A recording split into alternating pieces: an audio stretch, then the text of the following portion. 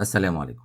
بطل الحلقة النهاردة هو ألفريد، وفي أول يونت من Agents Course محتاجين نمشي على الخطوات دي. أول حاجة understand what are agents. إيه هو الإيجنت؟ ألفريد رايح الشغل الصبح، وأول مهمة له إن هو يعمل فنجان قهوة لهاجينج فيس. أول حاجة ألفريد فاهم هاجينج فيس عايز منه إيه. understanding. بعد كده هو فكر، عنده أدوات، عنده خلاط وعنده مكنة قهوة وعنده لابتوب. مين فيهم يستخدمه عشان يعمل القهوة؟ ودي مرحلة reasoning and planning. قرر إن هو هيستخدم مكنة القهوة. دي مرحلة البلاننج، التخطيط. وتيجي بقى مرحلة التنفيذ، راح المطبخ، مكنة القهوة عمل منها القهوة، ورجع بعد كده القهوة أو فنجان القهوة لعم هاجن فيس. يبقى احنا كده مرينا بالمراحل دي. أول حاجة اليوزر ريكوست، طلب منه فنجان قهوة. تاني مرحلة think and plan أو reason and plan، فكر في الأدوات اللي عنده وعرف الأداة اللي هو هيستخدمها اللي هي مكنة القهوة. بعد كده هستخدمها ازاي عشان اطلع منها ريسبونس او فنجان القهوة. راح بعد كده الاكزيكيوشن او الاكشن، وهي مرحلة التنفيذ. شغل مكنة القهوة وعمل منها فنجان القهوة، بعد كده رجع القهوة اللي هي ريسبونس لليوزر. وبكده ممكن نبص على الاي اي ايجنت ان هو بيستخدم حاجتين initially. اول حاجة ال LLM Large Language Model، وده مهمته understanding، يفهم اليوزر عايز ايه بالظبط. كمان reasoning and planning. وتاني حاجة التولز عشان يتعامل مع العالم الخارجي، وهي كانت بالنسبة لنا مكنة القهوة.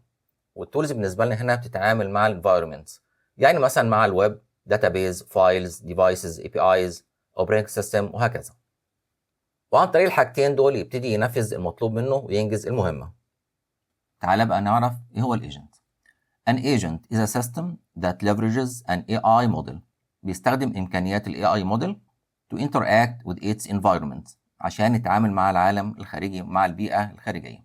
It aims، الهدف بتاعه to achieve a user-defined objective. أهم حاجة إن هو ينفذ المهمة المطلوبة له من اليوزر. It integrates three key capabilities. في 3 حاجات أساسية بيعملهم: reasoning، analyzing information، يحلل المعلومات، and making informed decisions، ياخد قرارات. بعد كده planning، التخطيط. devising strategies to accomplish tasks. execution of actions، التنفيذ. performing tasks، يبتدي ينفذ التاسكس. often using external tools، باستخدام الأدوات أو التولز. والدياجرام ده بيلخص بالظبط ال AI agent functionality: understanding natural language، reason and plan، interact with environment. وبكده خلصنا أول step understand what are agents. نيجي بعد كده لتاني step what are LLMs. كلنا اتعاملنا مع large language model، نديله prompt ويطلع completion اللي هي الانسر اللي احنا محتاجينها. ومعظم اللارج لانجوج مودلز اللي احنا بنشتغل عليها مبنيه على ترانسفورمر اركتكتشر. ده الاركتكتشر اللي جمع البيبر Attention is all you need سنه 2017. عندي هنا ده الانكودر وهنا الديكودر. تعال نبص له بطريقه ابسط من كده. عندي هنا الانكودر وعندي هنا الديكودر. هنا بيدخل الانبوت اللي هو تكست بالنسبه لي مثلا، بعمله حاجه اسمها embedding، بعد كده positional encoding، والاوتبوت من الانكودر بيدخل على الديكودر. وعندي هنا في اوتبوت shifted right، بعمله embedding برضه positional encoding، بعد كده soft max output عشان اطلع بعد كده probabilities، واختار الnext token عن طريقها. تعالى بقى بص بالتفصيل. عندي هنا الانبوت بعمله حاجه اسمها tokenization. انا عندي بيكون التكست مثلا I love machine learning، بعديها period، بقسمه لتوكنز. كل توكن منهم بديله رقم. لو عندي الفوكابلري 1000 توكن، كل توكن منهم بديله رقم اكنه اندكس للتوكن ده. الاي مثلا بتاخد توكن اي دي 100، لاف مثلا 4، وهكذا. لان الكمبيوتر ما يفهمش الا ارقام، كل توكن منهم بديله توكن اي دي. يبقى الجمله دي حولتها لتوكنز، قسمتها، وكلمه learning مثلا بقت learn ing، كل واحد منهم له رقم. دي كانت المرحله دي. الامبيدنج بقى كل توكن منهم بيتحول لفيكتور، وانا اللي بتحكم في اللينك بتاع الفيكتور ده. يعني مثلا في البيبر كان 512، كل لون من دول عبارة عن رقم، وده بيمثل الفيكتور بتاع أول توكن، ده الفيكتور بتاع تاني توكن، وهكذا.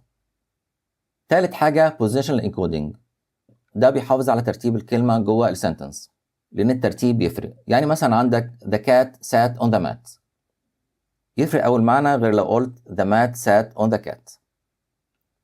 بعد كده المرحلة بتاعت multi head attention، ودي المرحلة بتعلم فيها large language model علاقات الكلمات ببعضها.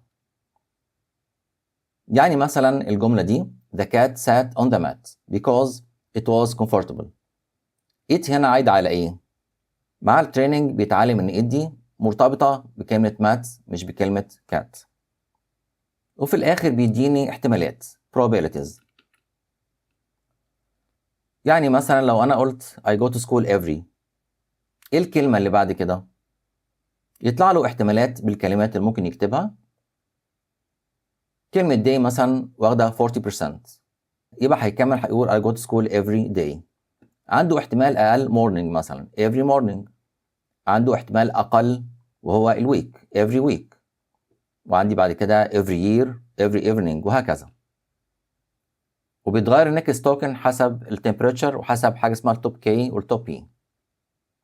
وعشان نوضح اكتر ايه اللي بيحصل في الديكودر، تعال نشوف كده البروسيس ازاي الديكودر هيطلع لي الجمله دي. اول حاجه الانبوت هيكون اي، بياخد التوكن اي دي يدخله على الديكودر.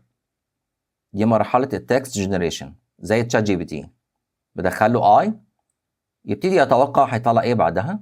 هطلع توكن 30 اللي هو مثلا جو. بعد كده دخل اي جو للديكودر، يتوقع تالت كلمه سكول او تالت توكن. هيدخل بعد كده I go، المفروض في تو بس نسيتها، I go to school. بعد كده هيتوقع الكلمة اللي بعدها every. وآخر حاجة I go to school every، يتوقع الكلمة اللي بعدها كلمة day. وفي الآخر خالص end of sentence عشان يعرف إن هو انتهى من الكلام. عندي 3 أنواع من ال large language models: encoders، decoders، sequence to sequence. الانكودرز هنا بيستخدم الانكودر بلوك بس عشان يطلع لي فيكتورز. ده بستخدمه عادة في التكست كلاسيفيكيشن، في السيماتيك سيرش، وفي النيمد انتيتي ريكوجنيشن. الديكودرز زي مثلا شات جي بي تي بيطلع تكست جنريشن، بستخدمه في الشات بوتس كود جنريشن.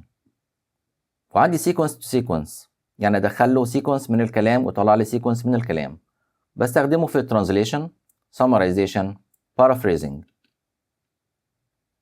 هنا في الكورس مديك توكنايزر بلاي جراوند عشان تفهم اكتر توكنايزيشن. تعال نعمله انسبكت. هنا ده اي فريم، تعال ناخد يو ار ال كده.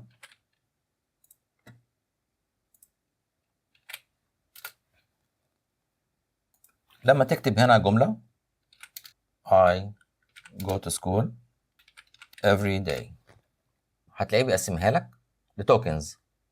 بيقول لك هنا عدد التوكنز وعدد الكاركترز، ممكن يختلفوا من توكنايزر للتاني. لو قلت له مثلا I love learning mathematics dot، تعال نختار كده توكنايزر تاني. هنا قال لي في 5 توكنز 5 توكنز. هتلاقي مثلا جمع حاطط special token BOS beginning of sentence T5 مثلا، حاط special token في الآخر. هنا مثلا توكنايزر birth base case، حط هنا CLC وحط في الآخر SAP. وعندك هنا لو اختار توكن IDs يجيب لك الأرقام نفسها اللي بتمثل كل توكن. عندك موقع تاني تك توكنايزر، هتلاقي كل موديل بيستخدم توكنايزر مختلف عن التاني. في هنا سبيشال توكنز عشان يعرف بداية الجملة ونهايتها.